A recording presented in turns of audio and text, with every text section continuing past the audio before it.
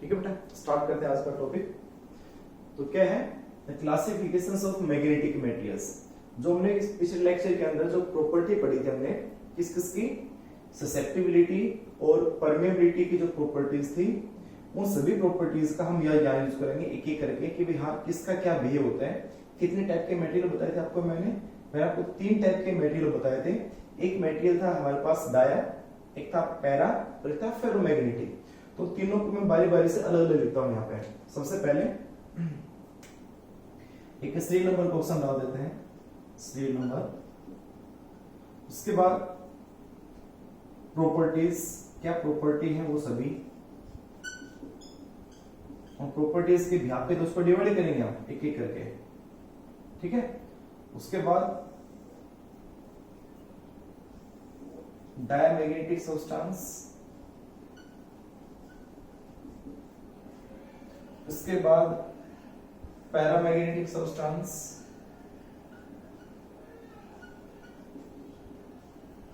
उसके बाद ferromagnetic substance.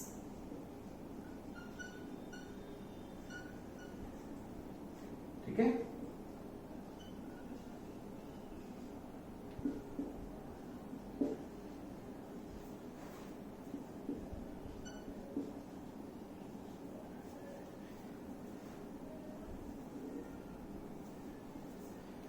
तो फर्स्ट नंबर 1, सबसे पहले जो डिफरेंस होता है किसी किन्हीं भी क्वांटिटी के अंदर, उन डिफरेंस के अंदर हमेशा पहला जो डिफरेंस होता है इनके अंदर उन सब की डेफिनेशंस होती है। सबसे पहले तो डायमैग्नेटिक की, पैरा की और फेरो, दैट इज फेरो नॉट फेरा।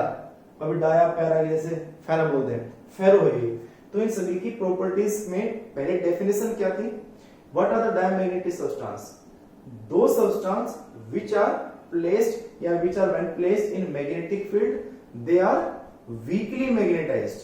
मैंने डेफिनेशन लिखवा चुका हूं, ध्यान से सुन लेना, लिख लेना। पहला इसका जो था इसका क्या कि they are weakly magnetized opposite in the direction of applied magnetic field। कि जो डायमैग्नेटिक सब्सटेंस होता है ये किसी भी एक रेयर केस में मैग्नेटाइज हो सकता है, और अगर मैग्नेटाइज हुआ तो वो वीकली मैग्नेटाइज, वीकली को फीबली भी कहते हैं, weekly magnetised and in the opposite direction of applied magnetic field. किसी भी मैग्नेटिक फील्ड जो हम अप्लाइड मैग्नेटिक फील्ड करेंगे उससे अपोजिटली मैग्नेटाइज होगा, ठीक है। और अपोजिटली मैग्नेटाइज होने से वो उन लाइनों से रिपेल होगा, या कह सकते हैं कि वो मटेरियल उन लाइनों को क्या करेगा, रिपेल करेगा। ये मत समझ लेना कि अपोजिटली मैग्नेटाइज होने का मतलब कि वहां नॉर्थ था तो साउथ आ गया होगा, पोल नहीं बताया मैंने, नॉर्थ से साउथ आ गया तो अट्रैक्ट करेगा, वो तो पोल नहीं है। वो अपोजिटली मैग्नेटाइज मींस प्रॉपर्टी अलग आएगी उससे, बिल्कुल अलग। मींस उसका और उसका कभी क्या नहीं हो सकता, अट्रैक्शन नहीं हो सकता, उसका रिपल्सन होगा। तो diamagnetic substance are those substance which are weakly magnetized opposite direction of applied magnetic field and they are repelled by the field, applied field। और पैरामैग्नेटिक सब्सटेंस क्या होता है, those substance which are weakly magnetized in the direction of applied magnetic field and they are attracted by the applied magnetic field। Ferro, para का ये कह सकते हैं strong form फेरो होती है। तो ये क्या होता है, strongly magnetised in the direction of applied magnetic field। ये भी in the direction, ये भी in the direction, but ये weakly magnetized, but it is a strongly magnetized। ये भी अट्रैक्ट करेगा, ये strongly अट्रैक्ट करेगा, ठीक है। मैं डायग्राम से आपको समझाता हूं उसका कि पहली जो प्रॉपर्टी है, डेफिनेशन आप लिख देना अपने आप कि मैं डेफिनेशन क्या थी लिखवा चुका हूं, आप नोटबुक में भी देख के लिख सकते हैं ऐसे कैसे, नोटबुक में लिखवा चुका हूं, आपको पिछले लेक्चर में लिखवा चुका हूं मैं। तो प्रॉपर्टी में पहले क्या लिखते हैं कि व्हेन प्लेस्ड इन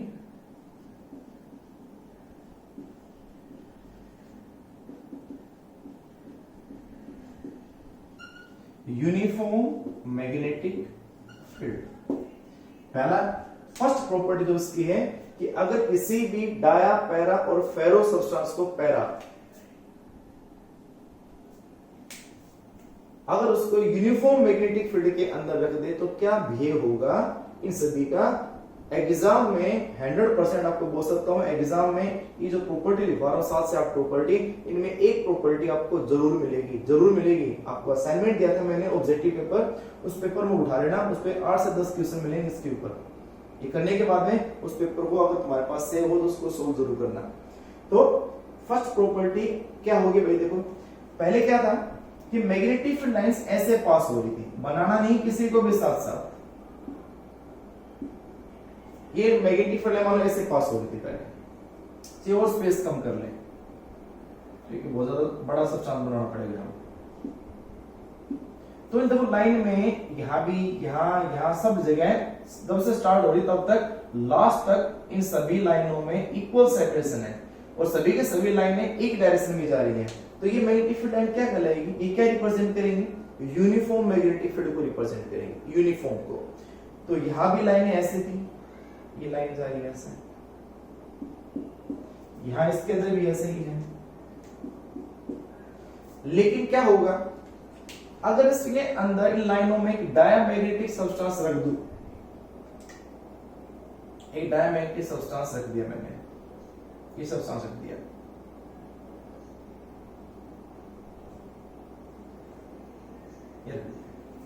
तो क्या होगा, ये सारे की सारे लाइनें इसके अंदर से पास नहीं हो सकती।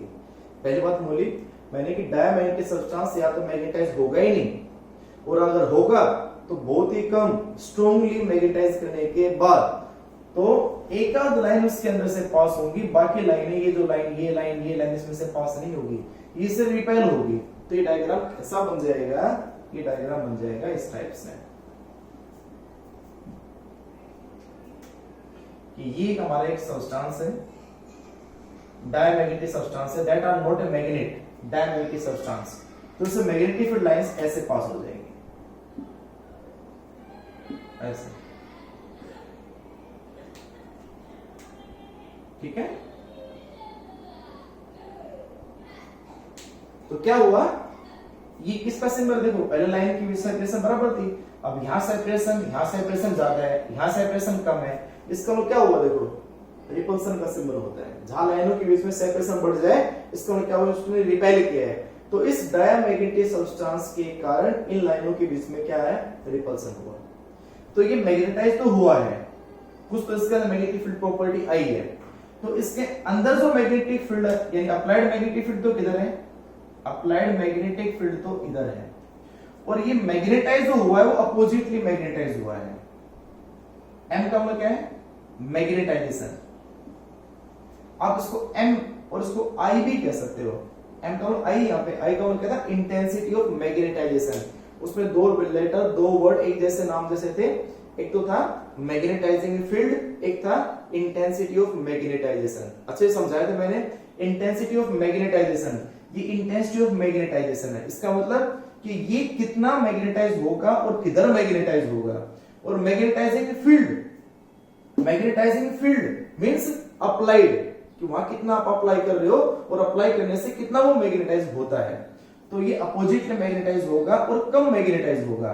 तो एक आपको मैंने फील्ड भी लिखवाई थी, एक लिखी थी बी एम और एक लिखी थी बी नोट। बी एम का मतलब क्या है, magnetic field inside the material. उस मटेरियल के अंदर कितना या मटेरियल कितना मैग्नेटाइज हुआ वो हमेशा कम होगा अप्लाइड से, इस केस में। तो ये है first property, placed in uniform magnetic field.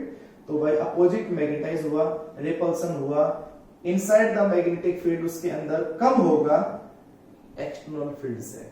This is external applied magnetic field. अब अगर इसी पैरामैग्नेटिक सब्सटेंस को उसी यूनिफॉर्म मैग्नेटिक फील्ड में रख दें तो उसका बिहेव क्या होगा, क्या बताया मैंने, दिस इज अट्रैक्टेड, ये अट्रैक्ट करेगा। तो कैसा बिहेव हो जाएगा इसका, इसका बिहेव हो जाएगा, ये हमारे पास एक पैरा सब्सटेंस है, लाइन इसके अंदर से पास होगी,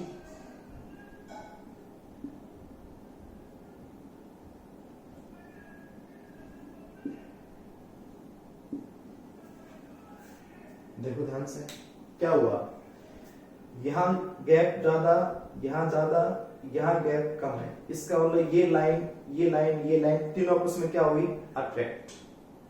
तो ये क्या करता है, वीकली अट्रैक्ट, ये जो सब्सटेंस क्या करेगा, वीकली अट्रैक्ट करेगा जो अप्लाइड मैग्नेटिक फील्ड है उन लाइंस को अपनी तरफ खींचेगा। तो अप्लाइड मैग्नेटिक फील्ड तो इधर ही है, मैग्नेटाइज भी इधर ही होगा, वेक्टर होता है ये, ठीक है, इधर ही होगा, लेकिन इसके अंदर मैग्नेटिक फील्ड की जो प्रॉपर्टी है वो अप्लाइड से ज्यादा है, क्योंकि इसके अंदर पहले भी मैग्नेटिक फील्ड था, ठीक है, क्योंकि पैरामैग्नेटिक सब्सटेंस वो सब्सटेंस होते हैं जिनमें परमानेंट डायपोल मोमेंट है, ठीक है, तो पहले से इसके अंदर मैग्नेटिक प्रॉपर्टी है, अप्लाइड करने से और प्रॉपर्टी बढ़ती है इसकी, तो magnetic field inside the material ज्यादा होगा अप्लाइड मैग्नेटिक फील्ड से। ये आ गई पैरा की। अब ऐसे बनाओगे फेरो की। मैंने फेरो क्या बताया, एक strong form of paramagnetic substance है। तो भाई ये हमारे पास एक फेरोमैग्नेटिक सब्सटेंस है, तो इसके अंदर से लाइनें पास होंगी, तो कैसे पास होंगी,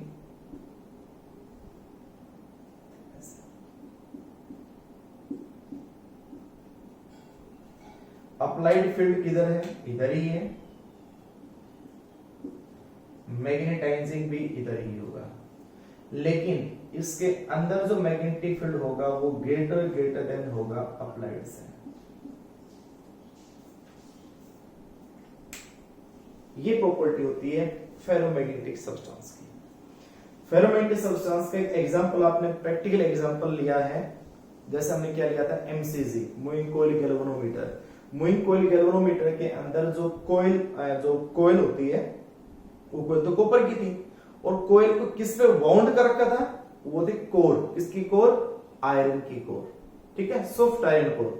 तो उस कोर, वो आयरन कोर क्या होती है, वो आयरन कोर एक फेरोमैग्नेटिक सब्सटेंस होती है। तो हमसे पूछा गया था वहां पे कि सॉफ्ट आयरन कोर क्यों यूज करते हैं, क्या इसका यूज है सॉफ्ट आयरन कोर का उस एमसीजी के अंदर। तो हमने क्या बताया था कि भाई रेडियल फील्ड प्रोड्यूस करता है। रेडियल फील्ड का मतलब कि वहां पे बहुत ज्यादा मैग्नेटिक फील्ड लाइंस उस पर्टिकुलर कोर में से पास हो जाती हैं बजाय उसके सराउंडिंग के। तो उस कोर में से बहुत ज्यादा मैग्नेटिक फील्ड लाइन पास होने से क्या होगा कि उस कोर के आसपास का मैग्नेटिक फील्ड बढ़ेगा, मैग्नेटिक फील्ड बढ़ेगा तो टॉर्क बढ़ता है, ट्विस्टिंग टॉर्क बढ़ेगा, ज्यादा रोटेट कर पाएगी, मींस वो ज्यादा डिफ्लेक्शन दिखा पाएगा। तो सेम बात यहां भी है, देखो कि अगर यहाँ पे कोर रख दी, पहले लाइनें ऐसे जा रही थी, अब जैसे कोर रखी तो लाइनें सभी के सभी इस छोटे से कोर में से पास हुई, सभी के सभी लाइनें तो कोर में से पास हुई, तो इन लाइनों के बीच में सेपरेशन कम है, तो कोर के आसपास का फील्ड ज्यादा है कंपेयर टू बाहर का। देखो सही, बाहर के बीच में सेपरेशन ज्यादा, लाइनों में ज्यादा है, लेकिन यहाँ पे लाइनों में सेपरेशन कम है, मींस इसके कोर के अंदर मैग्नेटिक फील्ड ज्यादा स्ट्रॉन्ग है कंपेयर टू बाहर के। इसलिए कि जिसमें भी हमें स्ट्रॉन्ग फील्ड प्रोड्यूस करना होता है, आगे एसी जनरेटर भी टॉपिक आएगा ईएमआई के अंदर, ट्रांसफॉर्मर भी आएगा ईएमआई के अंदर। तो ट्रांसफॉर्मर में भी, एसी जनरेटर में भी आयरन की ही कोर यूज करते हैं। क्यों कोर यूज करता है आयरन की, रीजन आपको मैंने बता दिया है, ठीक है। तो ये है first property when placed in uniform magnetic field. अब ये प्रॉपर्टी कितने क्वेश्चन से किस फॉर्म से आ सकते हैं, ध्यान से सुना एक एक करके।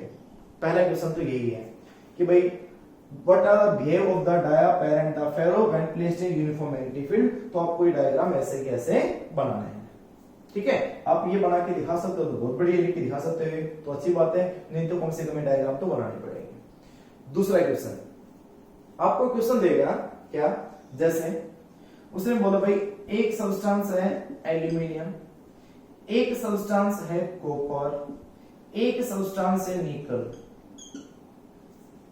ये तीन सब्सटेंस दिए गए हैं। इन तीनों सब्सटेंस को पहले तो आइडेंटिफाई करो, पहचानो कि कौन से सब्सटेंस है, and then when they are placed in the uniform magnetic field, non uniform का अलग केस है, uniform magnetic field, then what are their behave, उनका बिहेव क्या होगा फिर। तो क्या करोगे, सबसे पहले तो हमें पता होना चाहिए, मैंने आपको लिस्ट बना के दे रखी है, ठीक है, डाया, पैरा और फेरो की। उस लिस्ट में से पहले तो पहचानना पड़ेगा, याद करने पड़ेंगे कि डाया कौन सा है, पैरा कौन सा है, फेरो कौन सा है। तो छोटा सा हिंट दिया था जिसका ये IUM लास्ट जो वर्ड है वो IUM लिखा मिले, वो सारे के सारे छोड़ के एक नाम को गैडोलिनियम को जो कि फेरो होता है, बाकी सारे के सारे पैरा होते हैं। पैरा मींस एल्यूमिनियम, मैग्नीशियम, ये सभी के सभी पैरा होते हैं। तो aluminium is the paramagnetic, copper is diamagnetic, निकल इज फेरोमैग्नेटिक। तो अगर हमने यही भी गलत बता दिया कि ये क्या है ये, तो फिर क्वेश्चन गलत हो गया। 1 से 2 नंबर में आता है क्वेश्चन ये। तो एल्यूमिनियम पैरा हुआ, कॉपर डाया हुआ, निकल फेरो हुआ, तो इन तीनों का नाम लिख दिया। लिखने के बाद आपको ये तीनों डायग्राम फिर से बनाना है, ठीक है। दूसरी टाइप ये है। तीसरी टाइप क्या आती है? तीसरी टाइप ये डायग्राम, ये डायग्राम, ये डायग्राम, ये तीनों डायग्राम आपको बड़े बड़े मिलेंगे, बड़े बड़े, और आपसे पूछने का बताओ कि इनमें से पहचानो कि डाया, पैरा और फेरो कौन सा है, और फिर उनकी प्रॉपर्टी यूज करके कि बताओ भाई ये डाया, ये पैरा, फेरो, तो इनकी कोई और प्रॉपर्टी बताएं फिर, ठीक है। ये प्रॉपर्टी पता होने के बाद कि पता चलेगा कौन से क्या है, तो इनकी वो प्रॉपर्टी, दूसरी प्रॉपर्टी बताएं फिर। ये 3 टाइप के क्वेश्चन बनता है, एक अकेला मोस्ट इंपॉर्टेंट टॉपिक है ये। तुम्हें क्या समझ में आ गया होगा अच्छे से, कोई डाउट नहीं होगा, ठीक है। अब चलते हैं प्रॉपर्टी नंबर 2 पे।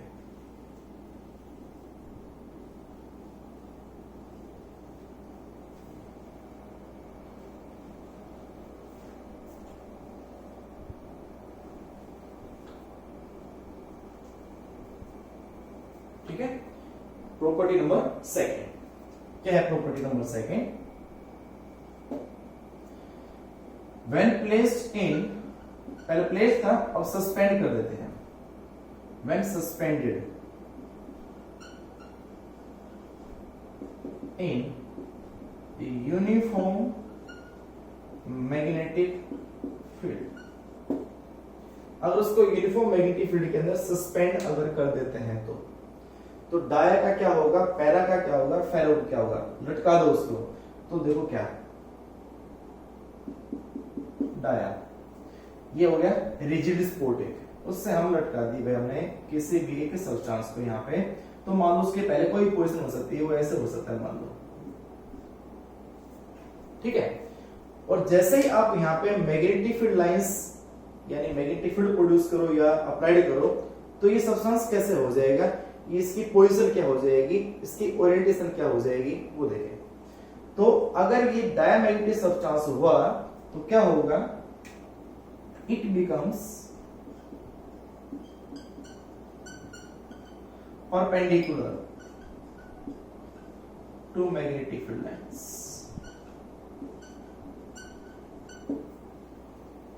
ये परपेंडिकुलर हो जाएगा, मीन्स परपेंडिकुलर होने का मतलब क्या है कि या तो ये ऐसे हो जाएगा या फिर ऐसे हो जाएगा, ऐसे, ठीक है। भाई इसी को यहां से धागे से बांध रखा है, इस पॉइंट से धागे से ऊपर से बांध दिया, तो या तो ऐसे हो जाएगा नहीं, या तो वो ऐसे होगा या फिर वो ऐसे होगा, ये शेप या फिर ये शेप। तो उसकी जो शेप होगी वो ये नहीं होगी, उसकी शेप ऐसे हो जाएगी, ये ऐसे बन जाएगी, इसकी ओरिएंटेशन, इसके पोजीशन।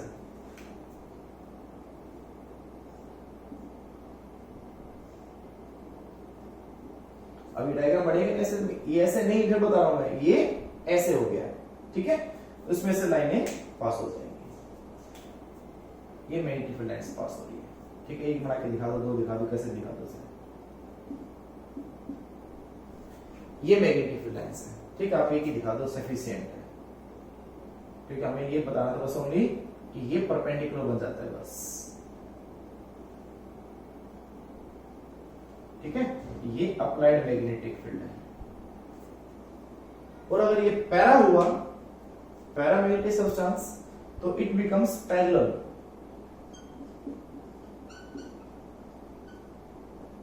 it becomes parallel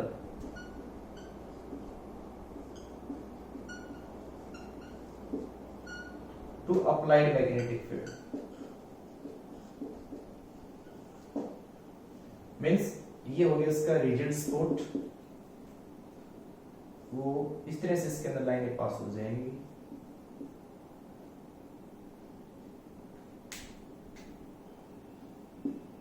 इस तरह से,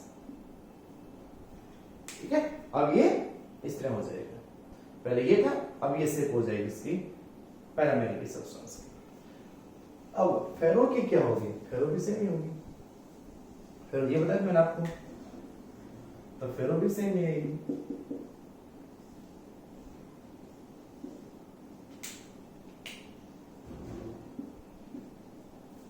तो सेम है, ब्लू, बिल्कुल ऐसे ही वैसे सेम ले जाना, एक ही है सेम लिख दियो, ये लिखना है इसमें कि क्या है। तो अगर प्लेस्ड हुआ तो क्या होगा, सस्पेंडेड हुआ तो क्या होगा, सस्पेंडेड के अंदर कैसे, बार बार एक बात बोल रहा हूं मैं, ये एक डायामैग्नेटिक सब्सटेंस है। बहुत से बच्चे समझने के बाद भी पता नहीं जानबूझ के कर देते हैं या दिमाग नहीं आती बात, ये मैग्नेट नहीं है, ये मैग्नेट नहीं है। आप कभी गलती से यहाँ नॉर्थ साउथ मत लिख देना कभी भी, that are not magnet, that are only substance, dia, para and the ferro. ये मैग्नेट बने नहीं है, इनको बनाया जाएगा, ठीक है। तो दैट आर नॉर्थ साउथ नहीं है, बस ओनली इसके शेप, ये सर्कुलर शेप के भी हो सकते हैं, कैसे भी शेप के हो सकते हैं, लेकिन हमने इनके प्रॉपर्टी को समझने के लिए इसकी शेप को रेक्टेंगुलर शेप लिया है, रेक्टेंगुलर शेप यहाँ पे, ठीक है। तो ये प्रॉपर्टी नंबर सेकंड है, ठीक है, होगी। चलो प्रॉपर्टी नंबर थर्ड,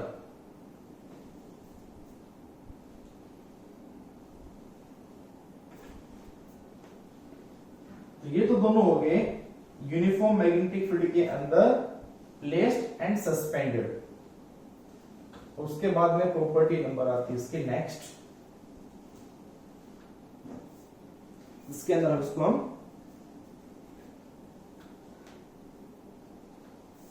क्या करेंगे, नॉन यूनिफॉर्म में रखेंगे।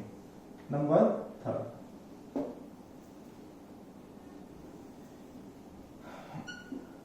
when placed in non-uniform magnetic field, non uniform. अब नॉन यूनिफॉर्म का मतलब क्या है, कहीं पे सेपरेशन कम, कहीं पे ज्यादा, है ना, मैग्नेटिक फील्ड लाइन ये मतलब होता है ना, लेकिन यहाँ पे मैग्नेटिक फील्ड लाइन की बजाय हम मैग्नेट ही रखेंगे, ठीक। और दूसरी बात, हम इस प्रॉपर्टी के अंदर डाया, पैरा और फेरो, इन सभी के अंदर उन मटेरियल्स का, उन सब्सटेंस का यूज करेंगे जिनके अंदर या जो लिक्विड फॉर्म में मिलेंगे, लिक्विड फॉर्म में, नॉट ए सॉलिड फॉर्म, ना गैसियस ना सॉलिड। वो अगर लिक्विड फॉर्म में होंगे तो कैसे होंगे, उनका बिहेव कैसा होगा, हम उनकी बात करेंगे। तो जैसे डाया के अंदर H2O था, H2O लिक्विड फॉर्म में है तो डाया है, तो ऐसे ही पैरा में भी है, ऐसे फेरो के अंदर भी है जो लिक्विड फॉर्म में पाए जाते हैं। तो लिक्विड फॉर्म के सब्सटेंस को अगर नॉन यूनिफॉर्म में रखोगे तो कैसा बिहेव होगा वो मैं समझाऊंगा इसके अंदर, ठीक है। तो यूनिफॉर्म और नॉन यूनिफॉर्म कैसे बनाया जाएगा, हम बनाना है नॉन यूनिफॉर्म। तो कैसे बनेगा, देखिए कि भाई हम एक मैग्नेट ले लेते हैं, ये मैग्नेट, और एक मैग्नेट ये ले लेते हैं, हमने दो मैग्नेट लिए हैं। इस मैग्नेट का तो यहाँ पे है नॉर्थ पोल, इधर इसका है साउथ पोल, इधर कोई पोल, ये साउथ आ जाएगा या नॉर्थ आ जाएगा, कोई भी हमें इससे कोई रिलेशन नहीं है। और उन मैग्नेट को बहुत ही क्लोजली रख दिया, बहुत पास रख दिया। तो अगर बहुत पास अगर रख देते हो तो क्या होगा, सबसे स्ट्रॉन्ग पार्ट बन जाता है यहाँ का, इन दोनों मैग्नेट के यहाँ पे इन दो पोल आ गए यहाँ पे। सब आपको पता है किसी मैग्नेट का सबसे स्ट्रॉन्ग पार्ट उसका पोल होता है। सबसे ज्यादा मैग्नेटिक फील्ड की प्रॉपर्टी अगर मिलेगी आपको, वो क्या मिलेंगे, उनके पोल मिलेंगे। तो इन पोल पे सबसे ज्यादा मैग्नेटिक फील्ड होगा, और जैसे जैसे आप इस एंड पे जाओगे, इधर जाओगे, तो वो वीक होता जाएगा। इसका मतलब ये सबसे स्ट्रॉन्ग पार्ट है, ये जो बीच का हिस्सा है ये सबसे स्ट्रॉन्ग पार्ट है। ये हिस्सा कह सकते हैं, या ये पूरा भी हो सकता है, उसको बीच का नहीं, तो क्योंकि बहुत ही कम सेपरेशन है तो बीच का उस पर सेगा नहीं। उसके बाद में जब यहाँ पे जाओगे, इधर जाओगे, यहाँ और यहाँ, तो ये पार्ट बन जाएंगे वीक पार्ट। स्टोन के यहाँ पे मैग्नेटिक फील्ड या वीक मैग्नेटिक फील्ड, यहां भी क्या है, वीक मैग्नेटिक फील्ड, ठीक है। तो इसका क्या भी होता है डायमैग्नेटिक सब्सटेंस का, कि इट मूव, जब पहले इसकी प्रॉपर्टी को बाद में diagram banana, it move from stronger part of magnetic field, stronger part of magnetic field to weaker part of magnetic field। ये जो मूव करेगा ना, वो स्ट्रोंग से वीक की तरफ करेगा। ध्यान रखो बात ये, स्ट्रोंग से वीक। और मैंने आपको अच्छे समझा दिया यहाँ पे कि अगर सेपरेशन बहुत ही कम रखोगे तो बीच का होगा स्ट्रॉन्ग और एंड की तरफ जाओगे तो बनेगा वीक। तो यहां पे मैं डालता हूं कंटेनर, ये एक कंटेनर है, ठीक है, इस कंटेनर को बिल्कुल उसके ऊपर रख देते हैं, ये कंटेनर है, और इस कंटेनर में ना हम भर देते हैं एक लिक्विड फॉर्म का डायमैग्नेटिक सब्सटेंस, जैसे मान लेते हैं वाटर, ठीक है। तो कहां से कहां मूव करेगा वो देखो, बताओ मेरे को, देखो ध्यान से देखो, स्ट्रॉन्ग से वीक, स्ट्रॉन्ग से वीक, यानी कहां पे ज्यादा कलेक्ट होगा वो वीक पे ज्यादा कलेक्ट होगा। पहले कैसे था, पहले वो मानो ऐसे भरा हुआ था, ऐसे ऐसे, जब फील्ड नहीं थी, जब ये मैंने मैग्नेट नहीं रखी थी, अगर ये मैग्नेट आप रख देते हो ना तो ये इस तरह शेप नहीं होगी इसकी शेप हो जाएगी कहीं पे एलिवेटेड, कहीं पे डिप्रेस्ड।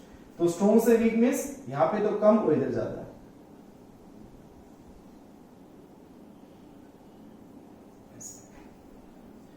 बीच में बीच का हिस्सा है, यहां देखो क्या हुआ है, डिप्रेस्ड हुआ है, और जो एंड है वहां पे क्या हुआ है, एलिवेटेड। मतलब इसका जो बिहेव बना वो कैसा बना कि वो मूव कर गया स्ट्रॉन्ग से वीक की तरफ, ठीक है।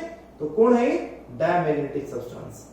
पैरामैग्नेटिक सब्सटेंस कहां से कहां है, इसका उल्टा, इट मूव कहां से कहां,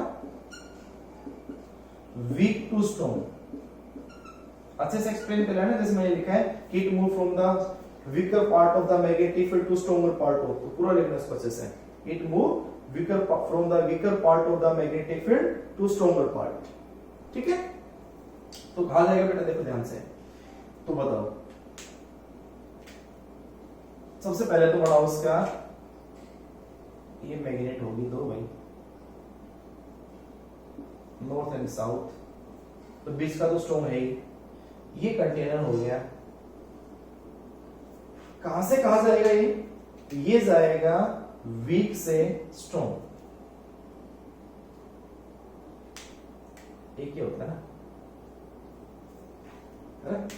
तो वीक टू स्ट्रॉन्ग, तो इसका वीक पार्ट क्या है, वीक पार्ट है ये, और स्ट्रॉन्ग क्या है ये, तो वीक से स्ट्रॉन्ग, तो ये कहां पे कलेक्ट होगा ज्यादा हिस्सा इसका, बीच में, तो इसका ऐसा ही आ जाएगा,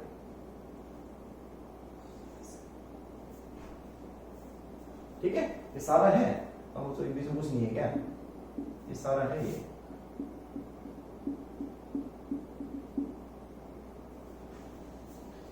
तो ये ऐसा बन गया, और ये ferro strong part of the paramagnetic substance, strong form, तो इसके अंदर बहुत ज्यादा कनेक्ट हो जाएगा कहां पे, स्ट्रॉन्ग पे।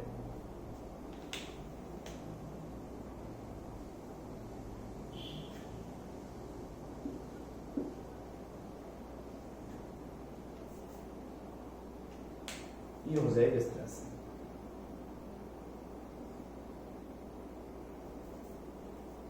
यानी यहां एलिवेशन ज्यादा होगा कंपेयर टू किसके बेटा, पैरा के, लेकिन प्रॉपर्टी तो वही है, वीक टू स्ट्रॉन्ग, ये भी क्या होगा, वीक टू स्ट्रॉन्ग।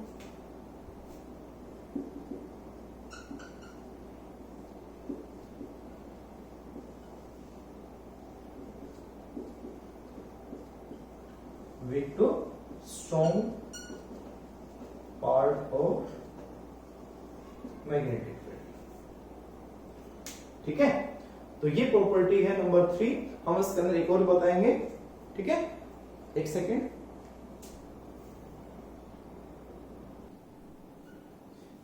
तो मुझे ऐसा बता रहा आपको क्या बेटा, कि अगर आप गलती से इसका अगर ऐसा बढ़ा दे तुमने, ये तो ठीक है, ये प्रॉपर्टी भी यहां पर रहने देता हूं, इसको मिटा देता हूं मैं,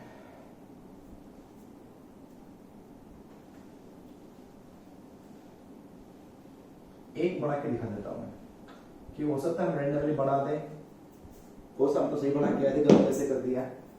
तो अगर हमने मान लो ऐसे बना दिया डायग्राम इसका,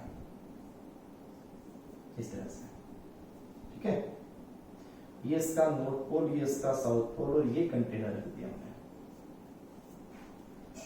अब क्या होगा, है तो ये डायल, इसके अंदर डायल बना हुआ है, क्या बिहेव होगा इसका, बिहेव वही होगा स्ट्रॉन्ग से वीक, लेकिन अब स्ट्रॉन्ग और वीक पोर्शन बदल गए, स्ट्रॉन्ग और वीक बदल गए, स्ट्रॉन्ग कहां और वीक कहां बढ़ गया। अब इसका जितना गैप बढ़ता जाएगा दो मैग्नेट के बीच में, तो आपको पता है यहाँ का वीक हो जाएगा पार्ट, तो ये बन जाएगा weaker part, this is weaker,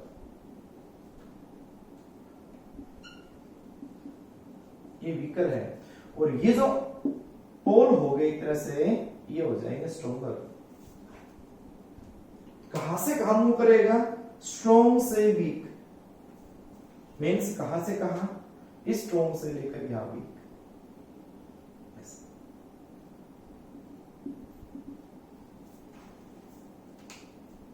strong थे कहां गया, वीक पे।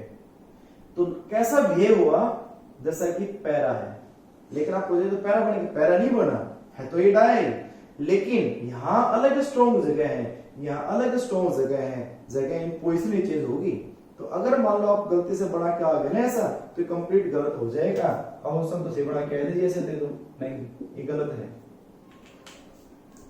ठीक है। तो अब इसको अच्छे से समझ लेना एक बात को, समझ के इसको बनाने की कहां स्ट्रॉन्ग पार्ट है और कहां वीक पार्ट है, ठीक है।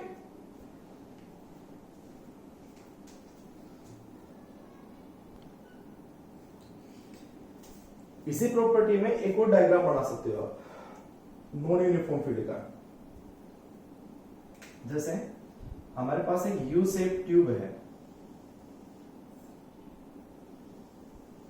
ये यू शेप ट्यूब है, ठीक है, और इसके अंदर ना क्या भरा हुआ है, वही डायमैग्नेटिक सब्सटेंस लिक्विड फॉर्म में,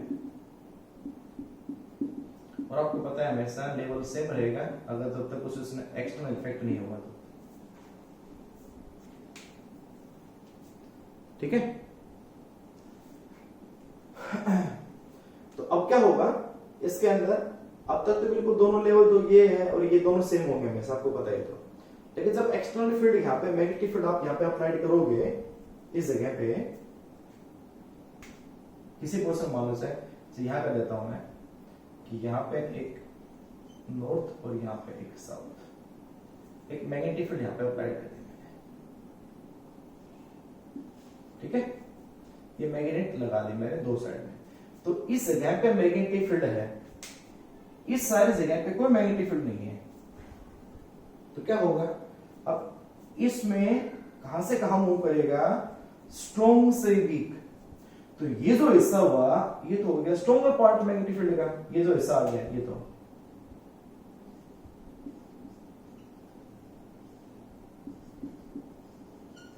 और इधर हो गया वीक।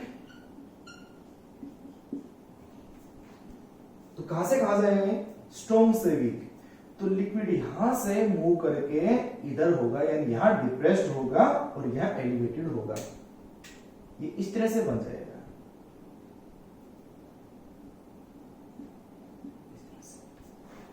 या इन दोनों में लिक्विड की हाइट का डिफरेंस हो जाएगा यू शेप ट्यूब में। ये डायग्राम भी बना सकते हो आप, उसकी जगह ये भी किसको रिप्रेजेंट करता है, नॉन यूनिफॉर्म फील्ड को, ये भी उसी को रिप्रेजेंट करता है।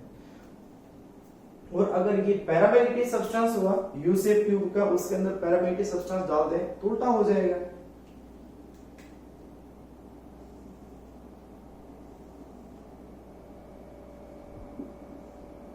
ये नॉर्थ और ये साउथ। तो कहां से कहां जाएगा, इसके अंदर जाएगा वीक टू स्ट्रॉन्ग। तो ये स्ट्रॉन्ग है, इधर वीक है, तो इसके अंदर जो लिक्विड मूव करेगा वो इस तरह से मूव करेगा,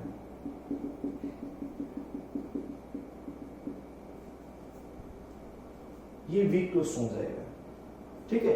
और अगर ये फेरो हुआ तो होकर तो ऐसा ही थोड़ा सा चेंज आएगा,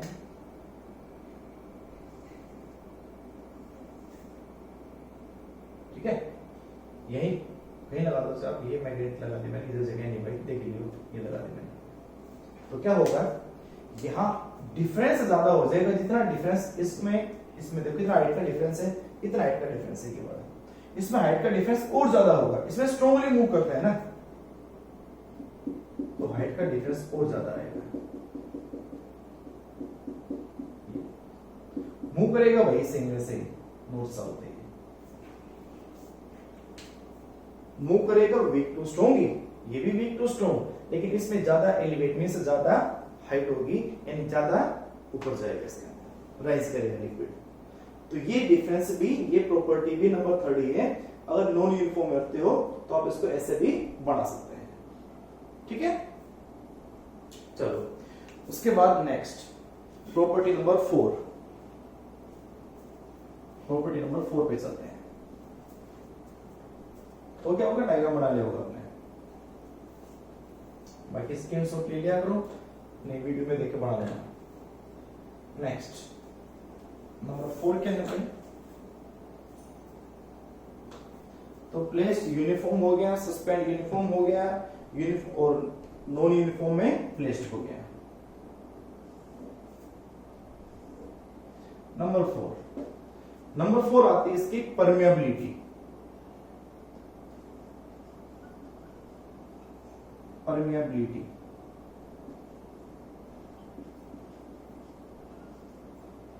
परमेबिलिटी क्या होंगी, कैसे क्या होंगी सभी की। तो परमेबिलिटी आपको पता है डायमैग्नेटिक सब्सटेंस का, क्या बताया था मैंने कि ये जो होता है ना, या तो मैग्नेटाइज होगा ही नहीं, और होगा तो oppositely, means magnetic field lines. Permeability का सिग्निफिकेंस क्या होता है, परमेबिलिटी का मतलब होता है कितनी मैग्नेटिक फील्ड लाइंस उस मटेरियल में से पास होती है, वो उसकी परमेबिलिटी होती है। जितनी ज्यादा लाइन पास इस मटेरियल में से होंगी वो उतना ज्यादा मैग्नेटाइज होता है। तो म्यू परमेबिलिटी हमेशा कम पास होंगी उसके सराउंडिंग से, मींस एयर में से, mu naught means permeability in free space, air में मैग्नेटिक फील्ड लाइन ज्यादा पास होंगी कंपेयर टू उस मटेरियल के। तो एयर में ज्यादा पास होंगी, मटेरियल में से कम पास होंगी। तो mu less than mu naught, या ये भी कह सकते हैं, और बी जो एम था उसके अंदर जो मैग्नेटिक फील्ड प्रॉपर्टी आई थी वो कम आई थी एक्सटर्नल से, ठीक है।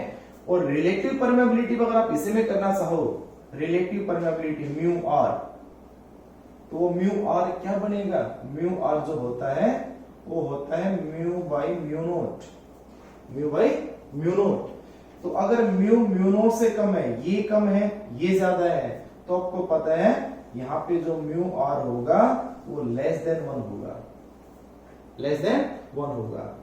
तो रिलेटिव परमेबिलिटी आपसे कोई पूछ ले कि बताओ relative permeability mu R diamagnetic substance की क्या होती है, तो mu R relative permeability less than 1 होती है, less than 1, not less than 0।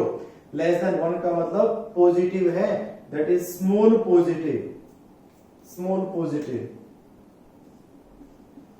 ये कह सकते हैं। और आपसे कोई रेंज पूछे कि रेंज क्या होती है, तो लेस देन 1 है लेकिन पॉजिटिव है, मींस ग्रेटर देन 0 है, तो उसकी जो रेंज बढ़ेगी वो रेंज ये है,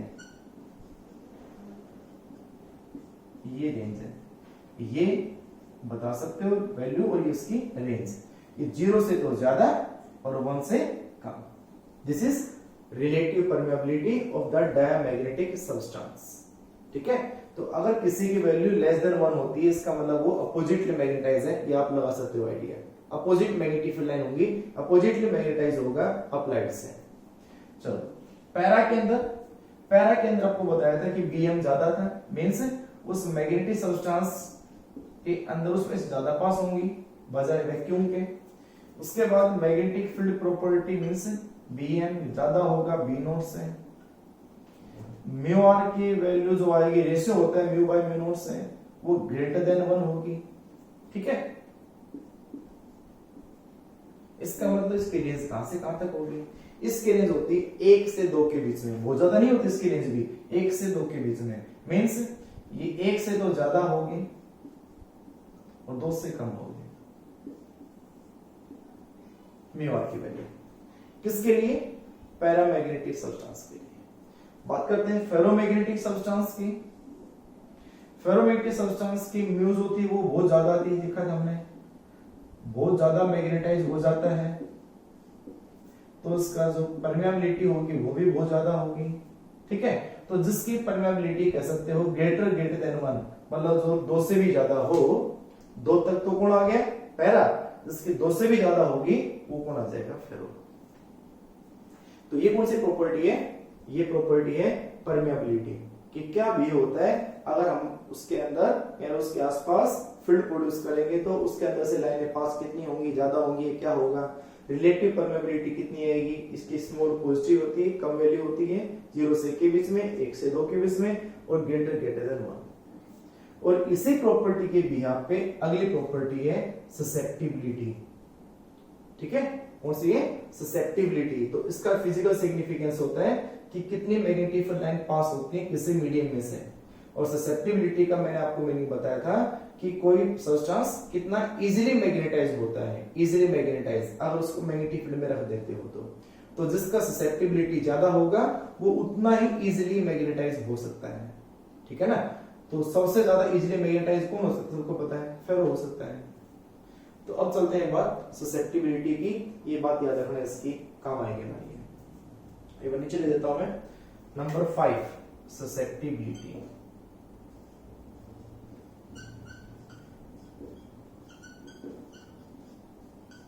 जिसका लेटर सिंबल था चाई एम। और आपको एक रिलेशन याद होगी, एक रिलेशन हमने पढ़ी थी चाई एम की, क्या थी बेटा, ऊपर से मिटा रहा हूं मैं ये, इसमें ये याद रखना म्यू आर लेस देन 1, ये प्रॉपर्टी मिटाना उसकी।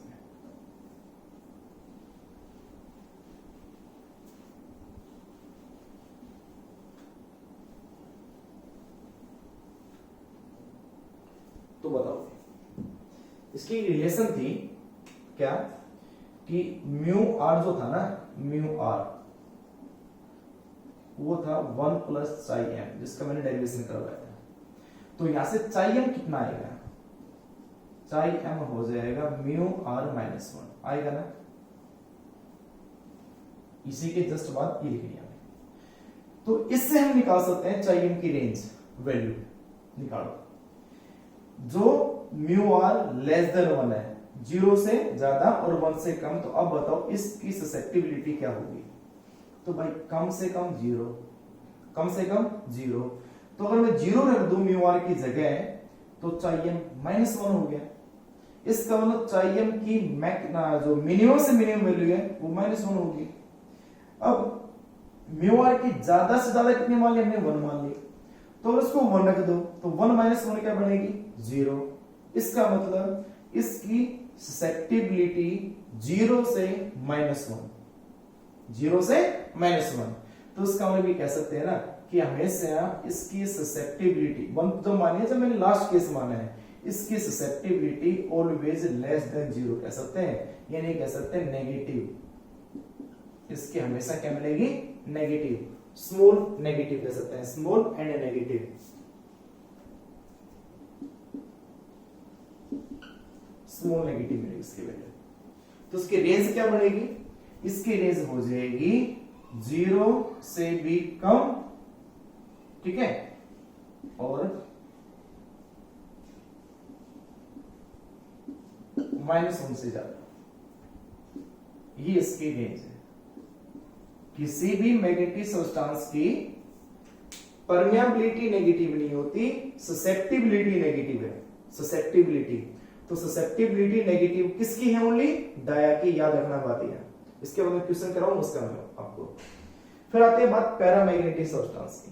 पैरामैग्नेटिक सब्सटेंस की ससेप्टिबिलिटी क्या होगी, देखो मिनिमम वैल्यू 1, तो अगर 1 रखोगे तो 0 आ गया, 2 रखोगे तो 2 - 1 आ गया। तो इसका मतलब इसकी जो रेंज आएगी वो 0 से 1। अब 0 से 1 तो नेगेटिव नहीं होता ना, तो इसका मतलब इसकी susceptibility always greater than 0, means small and positive, ठीक है। और अगर रेंज पूछे तो 0 से तो ज्यादा और 1 से कम, susceptibility of the paramagnetic substance. ये प्रॉपर्टी नंबर 5 चल रही है, ये वाली जो है। और फेरोमैग्नेटिक सब्सटेंस की वैल्यू चाहे m ग्रेटर देन 1, ये कह सकते हो आप, ठीक है, ग्रेटर देन 1, क्योंकि ग्रेटर देन 0 है तो ग्रेटर देन 1 होगी, इसकी वैल्यू ज्यादा आएगी। तो ये हमारे पास है, ध्यान देना, 0 से कम डाया, 0 से 1 के बीच में पैरा, और 1 से ज्यादा फेरो। तो ये हमारे पास प्रॉपर्टी नंबर 5। एक एग्जांपल आपको बताता हूं, एक बार आप बताना उसमें ढूंढ के एक बार कि कौन सा डाया, इसका क्वेश्चन क्या बनता है आपको ऑब्जेक्टिव में दे रखा है, बाकी फिर भी मैं बता रहा हूं आपको एक बताना मेरे को। देखो आपको दिया गया, मान लो परमेबिलिटी दिया गया, क्या परमेबिलिटी है, एक तो है 0.6, एक है 4, एक है कितना मान लेते हैं हम, एक मान लेते हैं 1.2, ये मान लेते हैं। अब बताओ इनमें से, ये परमेबिलिटी है म्यू आर है, तो पहचानो इनमें से डाया कौन सा है, पैरा कौन सा है, फेरो कौन सा है, इस तरह से क्वेश्चन आता है। या ससेप्टिबिलिटी आ जाए, क्या क्या, जैसे हमारे पास आ गया 2, हमारे पास आ गया -0.2, हमारे पास वैल्यू आ गई 1.3 या 0.7, या म्यू और ये है, चाहिए नहीं है। अब इनमें से पहचानना है कि इनमें पैरा कौन सा, फेरा कौन सा है, इनमें से कौन सा है। क्वेश्चन हमारे क्या आता है, इंपॉर्टेंट क्वेश्चन है, तो बताओ कौन सा क्या है। परमेबिलिटी कभी किसी की नेगेटिव होती ही नहीं है, तो यहाँ पे जिसकी वैल्यू कम से कम, सबसे कम जो होगा ना वो डाया होगा, तो सबसे कम कौन सा है इसमें 0.6, ठीक है। और जिसकी रेंज भी देख लो, कभी हो सकता है डाया ना मिले, हो सकता है उसमें दो ही सब्सटेंस दिए मिले, बस ये दो मिल गए, या हो सकता है ये दोनों मिल गए, फिर आपको उससे सबसे कम तो 1.2 था तो मैं डाया लिखा है उसको, ऐसा नहीं है। उसमें आपको पहचानना है कि भाई कहां से कहां था, तो जिसका 0 से 1 था वो डाया होता है, तो 0 से 1 कौन है, ये है, तो ये कौन हो गया डाया, ये हो गया डाया। 1 से 2 कौन होता है पैरा, ये हो गया पैरा, और जो 1 से ज्यादा होता है वो हो गया फेरो। सेम ऐसे ससेप्टिबिलिटी में आ जाओ, जो नेगेटिव होता है वो होता है डाया, जो नेगेटिव होता है वो होता है डाया, ठीक है। और जो नेगेटिव से बड़ा मींस 0 से बड़ा 1 से कम होता है वो होता है पैरा, तो 1 से कम वो हो गया पैरा, और जो 1 से ज्यादा होगा वो होगा फेरो, तो दिस इज फेरो। एग्जाम में देख लेना आपको ऐसे कैसे क्वेश्चन मिलेगा, इससे अलावा कभी मिलेगा कुछ भी, ऐसे क्वेश्चन मिलेगा आपको इस प्रॉपर्टी के जो क्वेश्चन मिलेगा, प्रॉपर्टी नंबर 4 और 5 पे। क्लियर, चलो फिर चलते हैं प्रॉपर्टी नंबर 6 पे।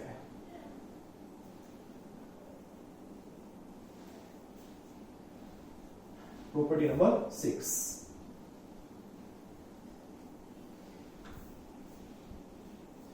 क्या है प्रॉपर्टी नंबर 6?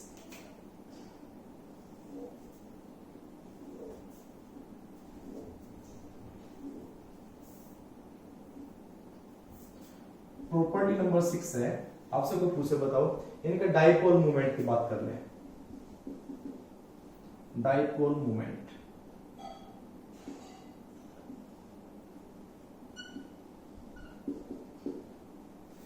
तो डायमैग्नेटिक सब्सटेंस का कोई डाइपोल मूवमेंट नहीं होता, they have no permanent dipole movement,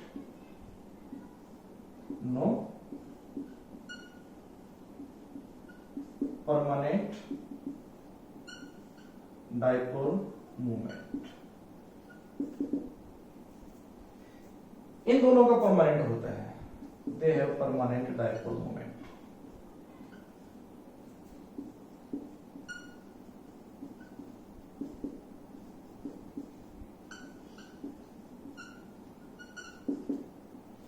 इसका भी सेम, ठीक है। लेकिन इंडिविजुअल का होता है, they have permanent dipole movement of individual substance.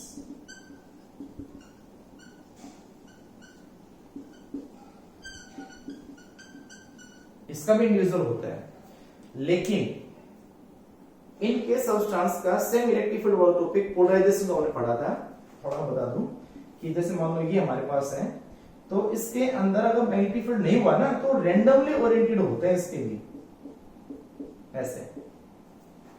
तो इंडिविजुअल में तो है ये डायरेक्शन है, तो इसका मतलब है इंडिविजुअल सब्सटेंस का तो है, मॉलिक्यूल का तो है, लेकिन पूरा जो सिस्टम हुआ वो मॉलिक्यूल का है, इंडिविजुअल मॉलिक्यूल का, नॉट सब्सटेंस, इंडिविजुअल मॉलिक्यूल। पूरे एक सब्सटेंस का नहीं होगा, पूरा सब्सटेंस का रैंडमली हुआ, और यहां पे मैग्नेटिक फील्ड नहीं है तो मैग्नेटिक डाइपोल मूवमेंट भी जीरो होगा, जीरो होगा। और मैग्नेटिक फील्ड अगर अप्लाइड कर देते हो यहाँ पे, तो सब के सब क्या हो जाते हैं, अलाइन हो जाते हैं, अलाइन हो जाते हैं। तो इंडिविजुअल भी हो गया और पूरे एक सब्सटेंस का भी हो गया। ये हमने यूनिट नंबर फर्स्ट में पोलराइजेशन में पढ़ा था, इलेक्ट्रिक फील्ड का इफेक्ट था। मैग्नेटिक फील्ड का भी सेम ही होगा। क्लियर? तो ये पैरामैग्नेटिक सब्सटेंस के अंदर की प्रॉपर्टी है कि इसके अंदर डायपोल मोमेंट कब होगा कब नहीं होगा। तो मॉलिक्यूल का तो परमानेंट होगा ही होगा, अकेले का तो वही होगा, पूरे सब्सटेंस का तभी होगा जब फील्ड अप्लाइड करोगे, जब यहां मैग्नेटिक फील्ड अप्लाइड होगी। और वो सारे क्या कोशिश करते हैं, try to align in the direction of field, उसी डायरेक्शन में अलाइन होने की कोशिश करते हैं, जाने की कोशिश करते हैं, मूव करने की कोशिश करते हैं, रहने की कोशिश करते हैं। ठीक है? एंड सेम एज ही किसमें बेटा, सेम एज फेरो, बिल्कुल ऐसे जैसे। ठीक है?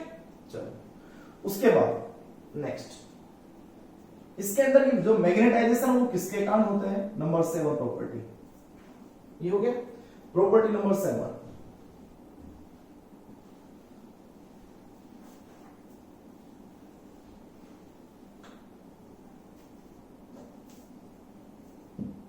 नंबर 7,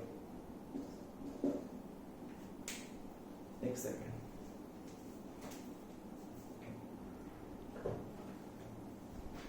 आगे देखो प्रॉपर्टी नंबर 7। प्रॉपर्टी नंबर 7 क्या है, मैग्नेटाइजेशन।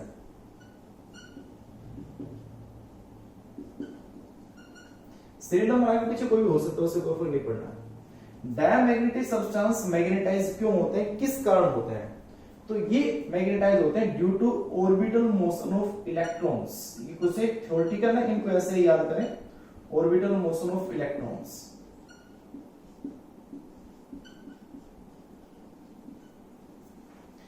पैरामैग्नेटिक सब्सटेंस होते हैं due to spin motion of electron.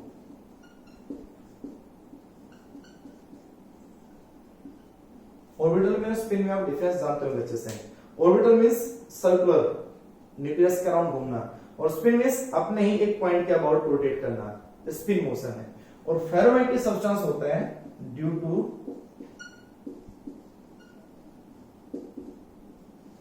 Formation of domains,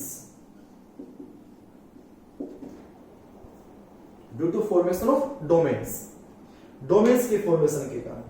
तो थोड़ा सा मैं आपको डोमेन्स के बारे में बताता हूं, लेक्चर थोड़ा बड़ा जरूर हो जाएगा, लेकिन इसको समझना अच्छे से एक बार, लिखना नहीं आपको डोमेन्स के बारे में, होता क्या है डोमेन्स, मैं थोड़ा सा आपको बताता हूं क्या फर्क है यहां पैरा में और फेरो में।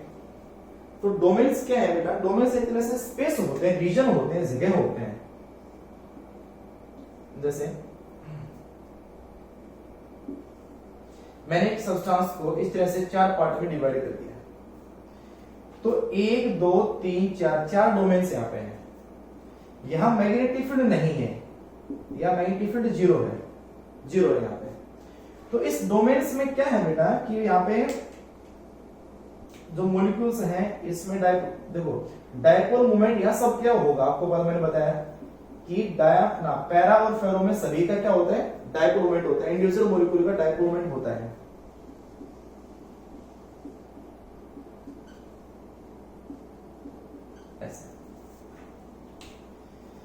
तो 1 2 3 4 डोमेन्स में 3 मॉलिक्यूल्स हैं, तीनों के तीनों मॉलिक्यूल का डायपोल मोमेंट है, इन तीनों का इधर डायपोल मोमेंट है, इन तीनों का इधर है, इन तीनों का इधर है, इन तीनों का इधर है।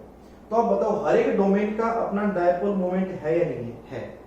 लेकिन अगर आप इसका रिजल्टेंट आप देखते हो, रिजल्टेंट टोटल आप देखते हो, तो टोटल इसका रिजल्टेंट 0 होगा ना, क्योंकि इसका इसके इक्वल है, इसका इसके इक्वल है। देखो मॉलिक्यूल बराबर है ना, मॉलिक्यूल अगर इसमें 5 हो गए, इसमें 2 हो गए, तो इसमें से घट जाएगा तो कुछ तो बचेगा, इसमें ज्यादा हो गए, इसमें कम हो गए, तो इसमें घटेगा तो कुछ तो बचेगा। लेकिन जब बिल्कुल बराबर है मॉलिक्यूल, इसमें इसमें इसमें इसमें, तो उसका टोटल डायपोल मोमेंट 0 हो जाता है। तो जो फेरोमैग्नेटिक सब्सटेंस है इसमें भी अगर मैग्नेटिक फील्ड नहीं हुआ तो टोटल मैग्नेटिक डायपोल मोमेंट इसका भी 0 होता है। क्लियर? लेकिन तब जैसे आप इसको मैग्नेटिक फील्ड अप्लाइड अगर करते हो, अप्लाई करते हैं, तो अप्लाई करने से क्या होगा, मैं जो थ्योरी बता रहा हूं ये क्या है, थ्योरी ऑफ फेरोमैग्नेटिज्म, या कह सकते हैं domains theory of magnetism. Paper में एग्जाम में हो सकता ना आए, लेकिन हमें पता होना चाहिए क्या चीज है ये। डोमेन थ्योरी ऑफ फेरोमैग्नेटिज्म बता रहा हूं आपको मैं, डोमेन थ्योरी। तो डोमेन्स है कि डोमेन्स थे, इन डोमेन्स के अंदर मॉलिक्यूल्स है, इंडिविजुअल सबका है, लेकिन टोटल यहाँ पे 0 है। लेकिन जब यहाँ पे मैग्नेटिक फील्ड अप्लाइड करते हो तो क्या होगा बेटा, देखना ध्यान से। मैग्नेटिक फील्ड मैं इसी के बता रहा हूं फेरो की, अब कभी इसको डाया में समझ जाओ, किसी और में समझ जाओ ना। ये ऊपर वाला खत्म हो गया, तो जब आप इसमें मैग्नेटिक फील्ड अप्लाई करते हो और इधर अप्लाई कर दिया तो क्या होगा बेटा, इसके अंदर पार्टीशन हो जाएंगे अलग अलग, यानी कहीं पे ज्यादा हो जाएगा, कहीं पे कम हो जाएगा। मान लो इसमें ये हो गया जैसे, ठीक है।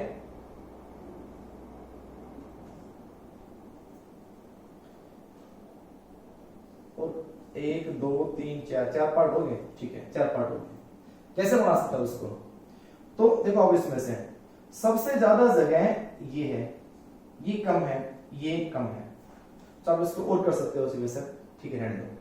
अब बताओ 4 पार्ट इसमें थे, 4 पार्ट इसमें, 4 डोमेन्स इसमें, 4 डोमेन्स इसमें है।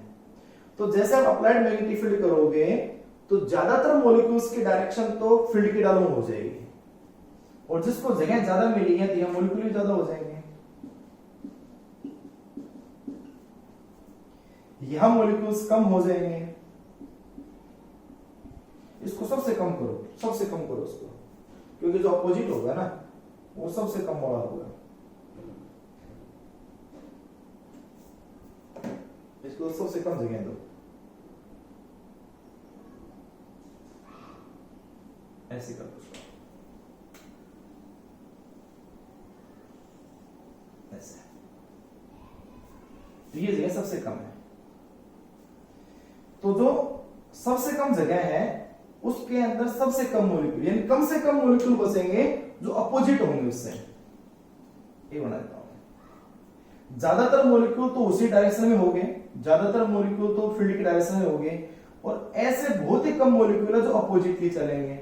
और भाई जो कुछ और बच गए वो किसी के साथ नहीं दे रहे, वो उसके कोई ऊपर है कोई नीचे है।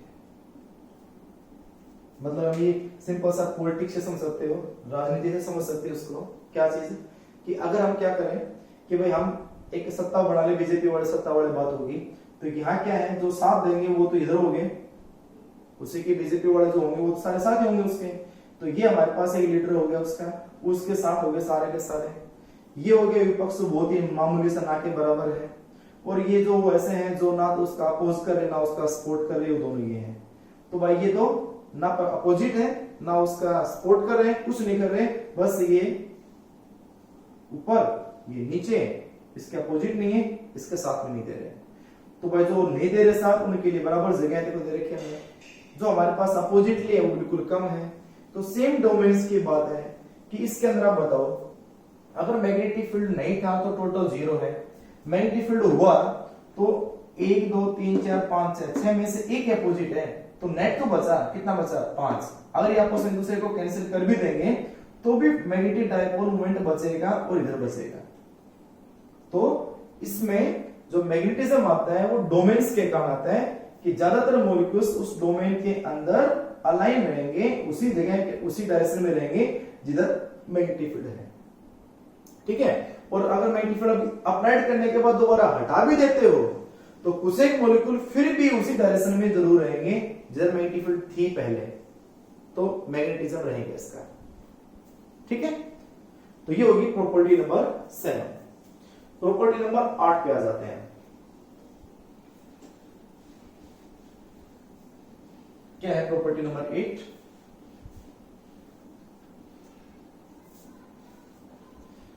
प्रॉपर्टी नंबर 8 है, अगर टेम्परेचर डिपेंडेंस की अगर बात करते हैं,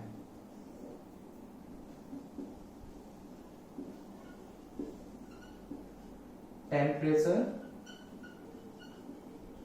dependency on susceptibility, SUS, susceptibility. तो डाया पे क्या फर्क पड़ेगा, पैरा पे क्या फर्क पड़ेगा, इन सभी के ऊपर। तो अगर बात करते हैं डाया की, तो डाया, अब बताओ डाया में ससेप्टिबिलिटी, डाया की ससेप्टिबिलिटी, मैं इसको लेकर छोटा दे देता हूं भाई, कोई जगह ही नहीं थी इसमें, ऑन चाई, ठीक है ना, समझ जाओ लिखने में से,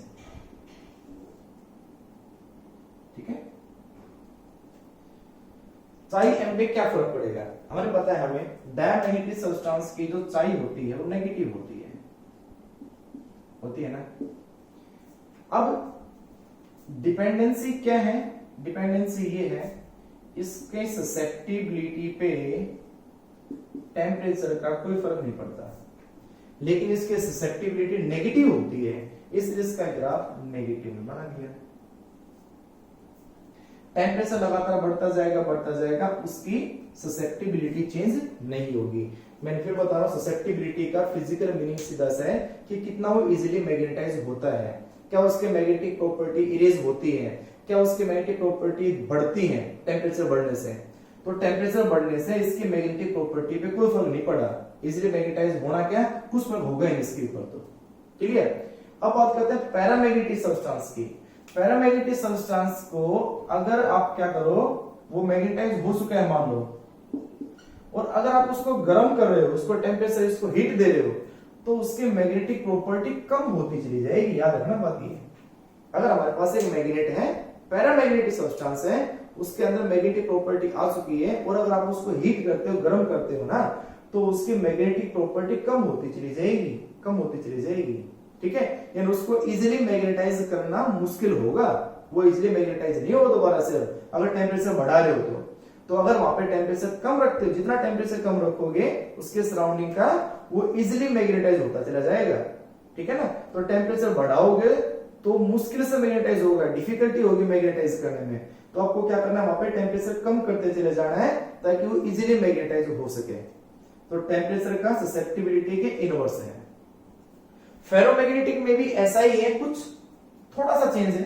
क्या चेंज है, मैं यहां बना देता हूं, फेरोमैग्नेटिक का ससेप्टिबिलिटी, टेम्परेचर, थोड़ा सा आगे से ग्राफ स्टार्ट होगा। ये जो हमारे पास पर्टिकुलर है, ये है टीसी। टीसी का मतलब क्यूरी टेम्परेचर, क्यूरी ला बताऊंगा इसके बाद में। क्यूरी टेम्परेचर क्या है बेटा, क्यूरी टेम्परेचर, इस क्यूरी टेम्परेचर तक तो इस पे कोई फर्क आया नहीं। क्यूरी टेम्परेचर के बाद क्या हुआ कि फेरोमैग्नेटिक सब्सटेंस की ससेप्टिबिलिटी टेम्परेचर के साथ कम होती चलेगी। इसका मतलब क्या होगा, क्यूरी टेम्परेचर एक पर्टिकुलर ऐसा टेम्परेचर है जहां पे ferromagnetic substance converted into the paramagnetic substance. अब कन्वर्टेड का मतलब क्या है कि भाई आयरन था, क्या आयरन एल्यूमिनियम बन गया? नहीं, ऐसा कुछ नहीं है। आयरन की प्रॉपर्टी उस जैसी ही होगी जैसे कि एल्यूमिनियम की थी, और क्यूरी टेम्परेचर 700 से 750 के बीच में होता है आयरन के लिए, ठीक है, सबके अलग होता है वहां पे। तो ferromagnetic substance 700 degree Celsius, 700 kelvin की बात है, 700 केल्विन पे आने के बाद में वो उस जैसा बिहेव करने लग जाता है जैसे कि पैरा कर रहा था। मींस उसकी ससेप्टिबिलिटी कम हो रही थी टेम्परेचर के साथ, तो इसकी भी कम होने लग जाती है। तो आपको डिफाइन करना हो व्हाट इज क्यूरी टेम्परेचर, तो आप बता सकते हैं it is that temperature at which ferromagnetic substance are converted into the paramagnetic substance, ठीक है। कन्वर्टेड उसकी property convert, not substance convert. तो ये हमारे पास है टेम्परेचर के साथ वेरिएशन किसका, डाया, पैरा और फेरो का। क्लियर। लास्ट एप्लीकेशन इसकी property number 9,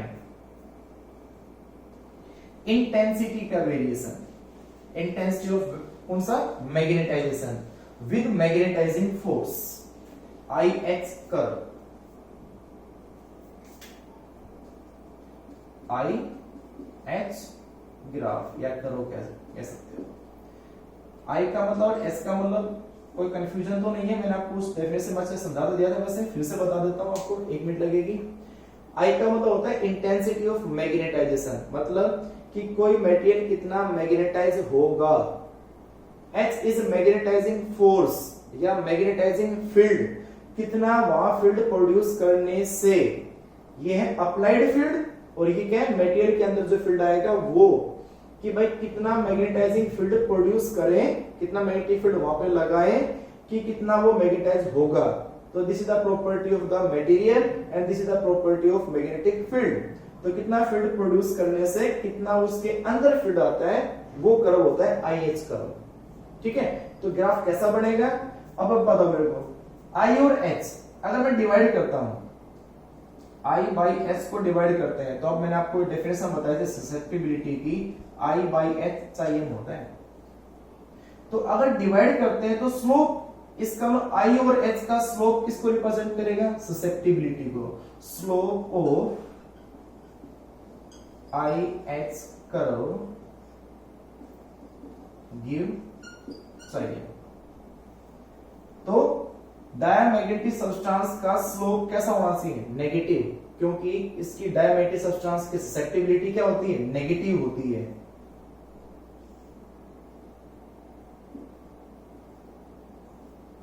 this is I and this is H। इसकी जो चाई M है वो नेगेटिव है।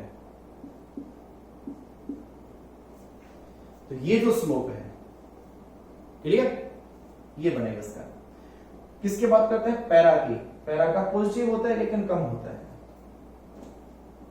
इसको थीटा मान लेना है। इधर I है इधर H है। इसकी ससेप्टिबिलिटी पॉजिटिव होती है लेकिन कम होती है, तो कम होने का स्लोप कम रखो। दिस इज चाहिए, ये किसके लिए, पैरा के लिए है। ठीक है, और फेरो की जो होती है ना आई और एच, वो नॉन लीनियरली होता है। इसका बिहेव लीनियर है कि जितना एच एस का मतलब जितना फील्ड आप वहां का बढ़ाते चले जाओगे उतना ज्यादा ये मैग्नेटाइज होता चला जाएगा। कौन, पैरा।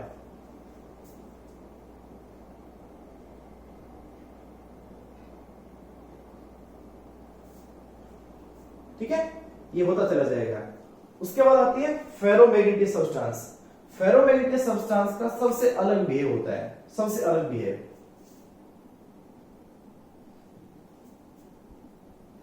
तो फेरोमैग्नेटिक सब्सटेंस का मैं यहां बना देता हूं। तो उसका बिहेव कैसे होता है बेटा, देखो यहां तो नहीं आएगा, नीचे बना दो, नीचे बना देता बेटा। ठीक है, यहां पे फेरो के लिए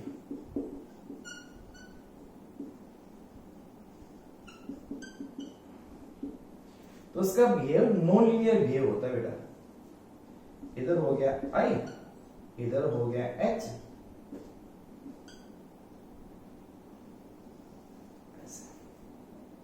ये यहां पे जाएगा सैचुरेट हो जाएगा, बस इससे आगे नहीं बढ़ेगा।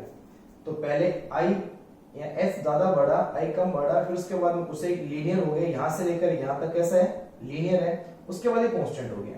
उसके बाद आप कितना भी ऐसा बढ़ाते चले जाओ, कितना भी फील्ड प्रोड्यूस यानी वहां पे फील्ड बढ़ाते चले जाओ, वहां इंटेंसिटी नहीं बढ़ेगी। ठीक है, ओनली H ऐसे बढ़ेगा। तो ये भी होता है फेरोमैग्नेटिक का। तो ये प्रॉपर्टीज थी आज की। इसके अंदर तो सबसे इंपॉर्टेंट प्रॉपर्टी है सारी, तो सभी को अच्छे से नोट करें बेटा। ठीक है, नेक्स्ट जो लेक्चर आएगा उसमें हम क्यूरी लॉ को पढ़ेंगे और कल ये लेक्चर कंप्लीट यानी ये यूनिट कंप्लीट हो जाएगी, यूनिट नंबर 3 विद मैग्नेटिज्म। ठीक है, थैंक यू।